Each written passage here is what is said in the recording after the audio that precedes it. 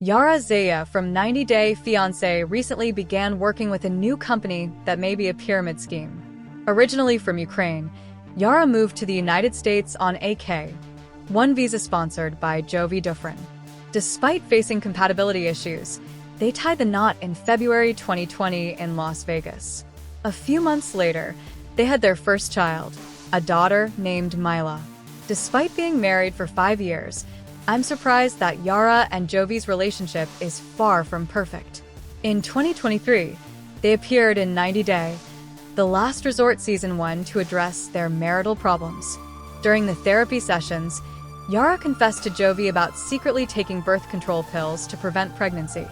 Jovi, in turn, admitted to passing up a job closer to home, which would have allowed him more time with Yara and their daughter. He also appeared still to have a strong interest in visiting strip clubs, much like he did in their first season together. Despite their challenges, as the season concluded, Jovi and Yara promised to work through their problems and remain together.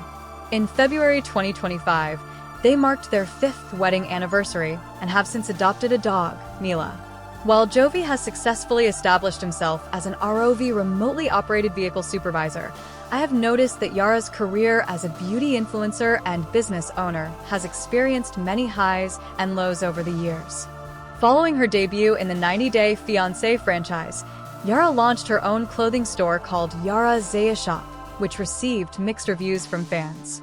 The Ukrainian native was accused of buying the clothes in bulk and then increasing the price by 50% for profit. When questioned about her manufacturing facility, Yara didn't provide a satisfying response. Over time, I noticed that Yara's clothing store started getting positive reviews, with 90 Day Fiancé fans showing interest in buying the style she wore on the show. However, she made another controversial decision by launching her own makeup line called Bougie by Yara. She promoted her makeup line as vegan and cruelty-free, but the ingredients in her lip gloss included beeswax. After facing significant backlash over this issue, Yara ultimately chose to stop selling her makeup line. She no longer offers makeup for sale, but her online clothing store is still open. I was surprised to see Yara, a business owner herself, recently join a new company, the Alpha Closers Club, as the Chief Marketing Officer.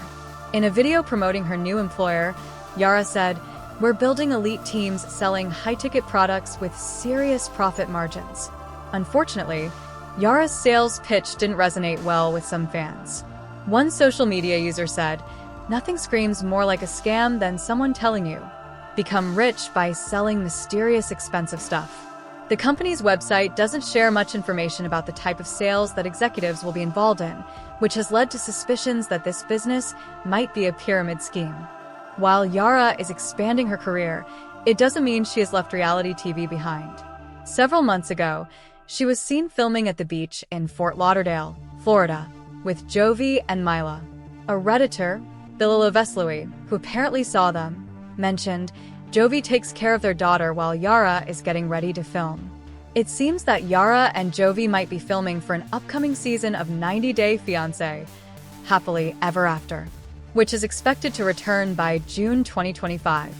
It would be interesting to see if Yara discusses her new business in the 90 Day Fiancé spin-off.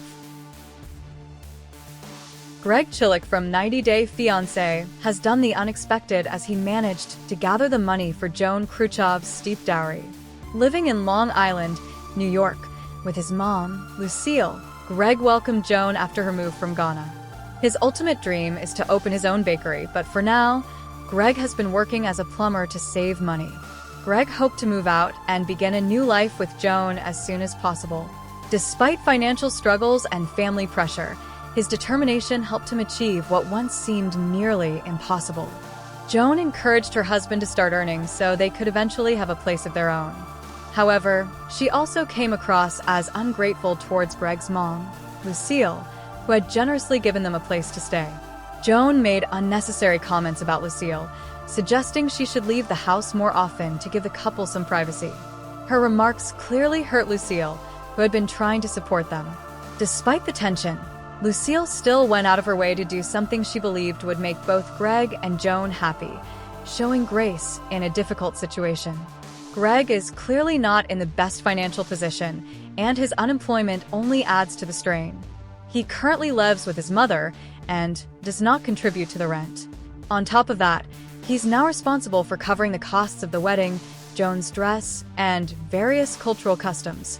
Joan received a call from her family asking about Greg. She said he was mostly great, though she admitted to feeling a little frustrated at times. Later, she sat down with Greg to discuss the dowry. Surprised, he questioned how realistic it was for him to afford 15 cows. Joan firmly stated that in her culture, it was customary for a man to pay a dowry, often worth 15 cows. She pointed out that Greg couldn't afford such a dowry because he didn't have a job. Greg, frustrated, argued that it was unfair for him to cover all the expenses, including the dowry, especially given his financial struggles. Joan dismissed his concerns, simply saying, "Culture is culture." The conversation grew tense as they confronted the reality of Greg's unemployment.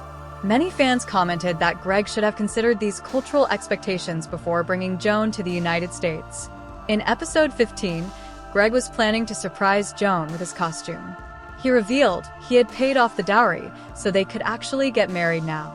He spoke about how he was going to show up in a cow costume to surprise Joan. He shared how Joan had been asking him about the dowry every day, about whether he had paid it. Greg spoke about the dowry involving 15 cows at $200 a pop, which made the total dowry worth $3,000. "Fortunately, my mom and dad paid for the wedding." Greg revealed that his parents were now going to foot his wedding expenses. It had freed up a lot of Greg's budget, and he could now pay Joan's bride price through his savings. He felt like a huge burden had been lifted off his shoulders. Greg was glad that they could now finally have Joan's family's blessings and truly begin having a happy marriage. "I'm proud of you that you paid the dowry." Joan was shocked when Greg told her he had paid the dowry. It took her a minute to process the information, but when she did, Joan couldn't stop smiling. She told Greg she was really proud of him.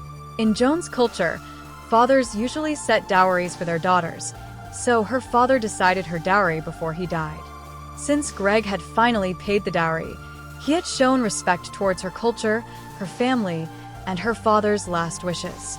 Joan loved Greg for his gesture and was thankful for what he had done. Joan originally planned to save money by having the wedding at home instead of booking a venue. However, Lucille took them to see a venue offering a full wedding package, including an open bar and food, for $8,900. She said she wanted her son to have the experience of a lifetime. Lucille suggested Greg contribute just $1,000, while she and Greg's father, her ex-husband, would cover the rest. "You know that's what families do, they give," she told Greg and his fiancé. Lucille's offer seemed to ease the pressure on the couple and brought some excitement back to the 90-day fiancé wedding planning. However, now that Joan knew Lucille and Greg's father were willing to help financially, she may have started wondering if Greg could ask them for help renting an apartment in New York City. Joan had expressed clear gratitude to Greg's parents and seemed hopeful about building a future with him outside of Lucille's home.